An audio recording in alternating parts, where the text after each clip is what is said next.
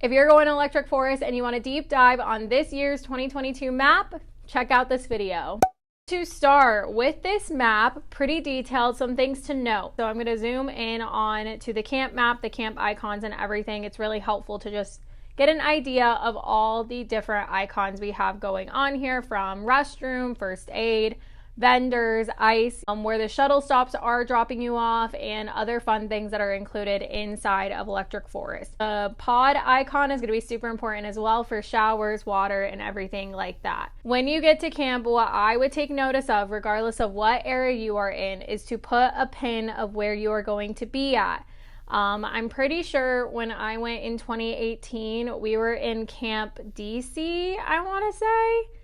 Something like that. And then I think in 2019 I was in Camp Overdrive. So I'm not too sure how randomized it is going to be depending on when you get Tuesday arrival, Wednesday arrival, or arrive on Thursday. You know, I personally think it's usually first come, first serve. The way you show up is where you get selected and where you get put. So just keep that in mind. I will be in group camping with the Lunchbox fam. Super excited. We have a pretty awesome spot close to Main Street and the venue entrance, so that's going to be really fun. And I know a lot of people in group camping this year, so I'm super excited about that. And so yeah, whenever you get to camp, what I would do is put a pin where you are at, and you can also kind of overlay it and see. They also will have signs to kind of direct you so you can kind of know where you're at, where you're located. They usually also have like a little animal figure too. I don't know if those are coming back, but they've had little animal figures for you to be able to tell where you kind of are. Like a tiger or an elephant, lion, stuff like that. It's like a super big inflatable thing. That way you can kind of tell like where your camp is, stuff like that. That's going to be super important for you to know where to go. And then of course we have Main Street. This is where all of the camp things are going to be for GA. It's going to be the To Write Love on Her Arms barrier project. So if you want to go and contribute to that, this is a really incredible nonprofit. I'm pretty sure that dedicates it to mental health awareness and things like that.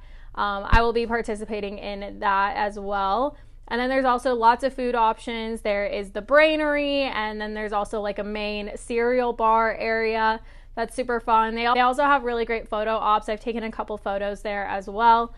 They usually have like a little pop-up thing with like art on each side of it. I'll put up some pictures. And then they also have, it looks like, charging stations in the main campgrounds. Oh, it looks like they'll have festival merch, water stations, and food drive. That's also going on. They'll also have vendors and stuff like that. So on the first night, when I get there Wednesday night, I usually go to Main Street just to see what's going on there, kind of hang out, stuff like that. And then we usually go to like RVs or something. So they did move where the RVs are at this year. Normally they're over kind of in this area here, but they did move them over, so that'll be interesting. You know, we'll kind of have a straight shot to the RVs, which will be nice for some after hours vibes. Some final things to talk about is the shuttle pickup and drop off. So if you're doing the shuttles, you will get dropped off in this area.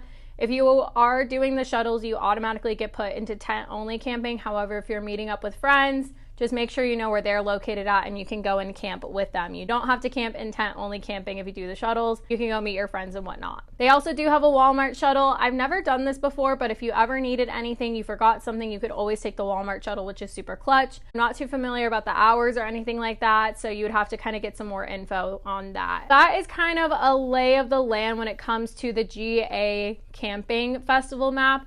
Obviously, if you are in Good Life, you're living the bougie life. I don't know too much about Good Life. I've never done it before. I would love to do it one day, but I still have never done it. So I would just do the same thing. Take a look at all the things and amenities that you have. Walk around when you get there on the first day just to get acquainted with all of that.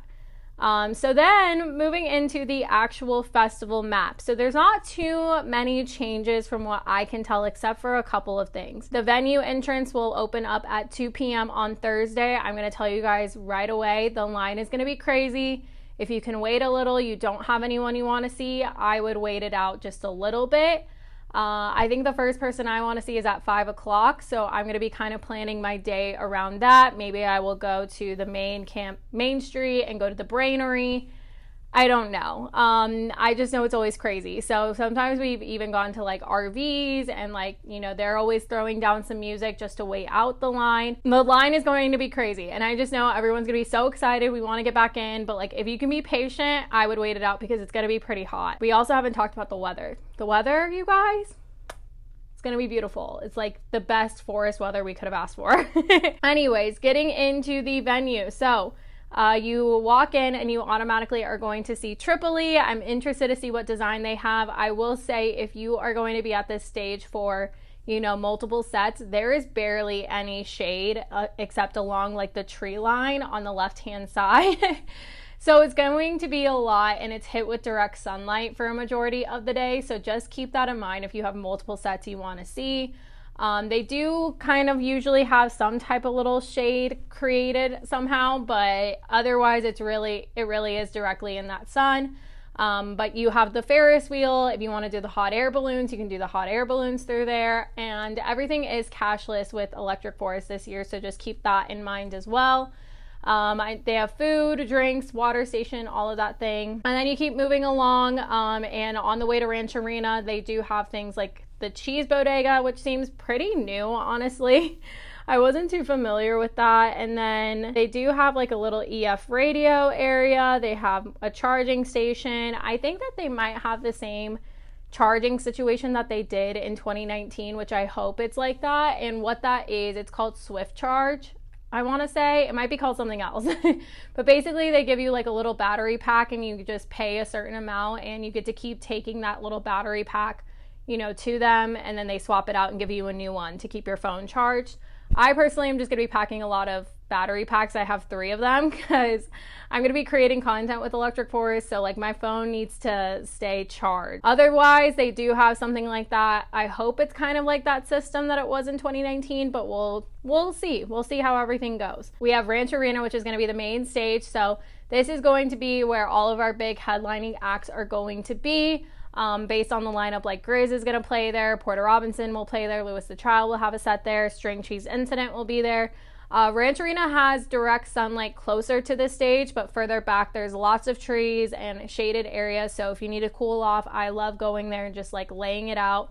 The distance between Tripoli and Ranch Arena, pretty quick, I would say, like maybe a 5-minute walk, depending on how many people there are.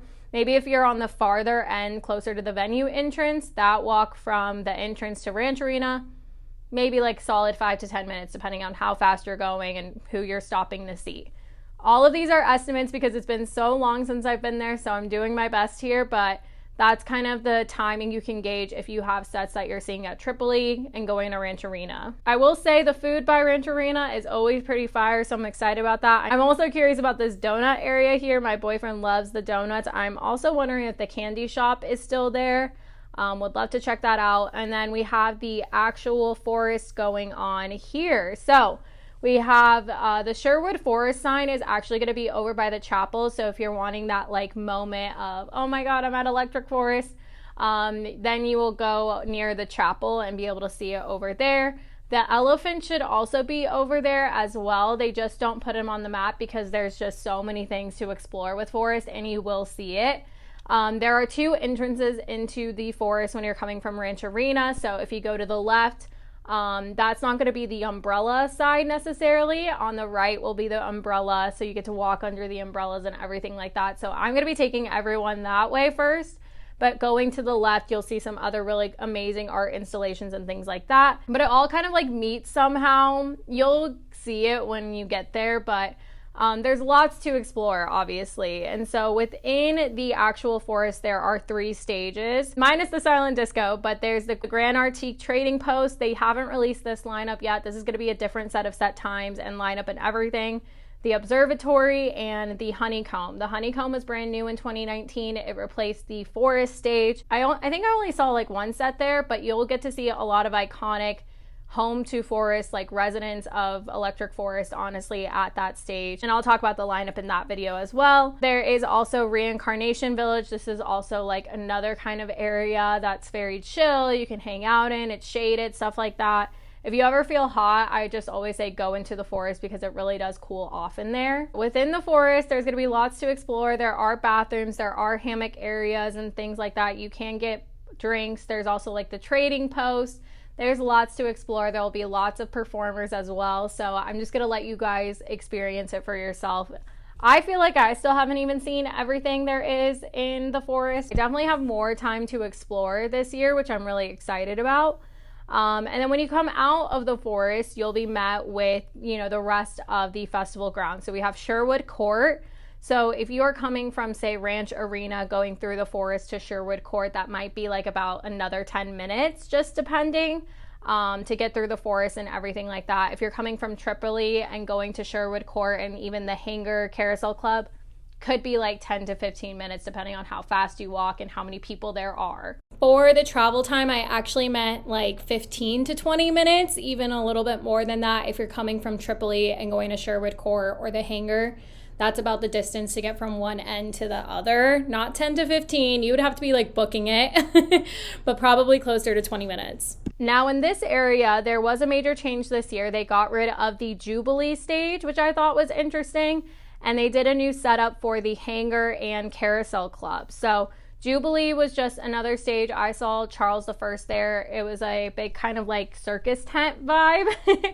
And so they got rid of it this year, which I thought was super interesting. And so the Hangar now has like 2 covers, which normally it's just one big straight kind of big tent. And then in the back was Carousel Club. That was also like a mini tent. And so now Carousel Club looks like a mini mega structure, I will say, like very tiny covered like thing. And then the Hangar is split into 2. So there will be lots to explore there if you want to do any of the scavenger hunts or, you know, figure out the secret rooms and things like that. You're going to want to hang out around the Hangar and see what you can get into. There's also massages, tattoo artists, like random things in that place. So I'm excited to explore it all. I'm curious what Wrecked is. It looks like it's a pirate ship kind of thing. So I don't know what that could be. I'm excited about that. And then there's also, you know, more water, drinks. Over by Sherwood Court, there is a big like beer hall, which is cool. And then there's another hot air balloon area. So yeah, usually Jubilee would be right next to the Hangar. RIP Jubilee. So I'm curious to see what will come with the Hangar and the new Carousel Club setup. So that is basically everything with the map. If you guys have any questions or anything else that you're curious about with Electric Forest, feel free to comment it down below. If you are going to Electric Forest, keep an eye out for my little butterfly mini totem that I have. Check out my set times video and meetup details and everything like that in that video. I love you guys, and I will see you in the next one. Bye.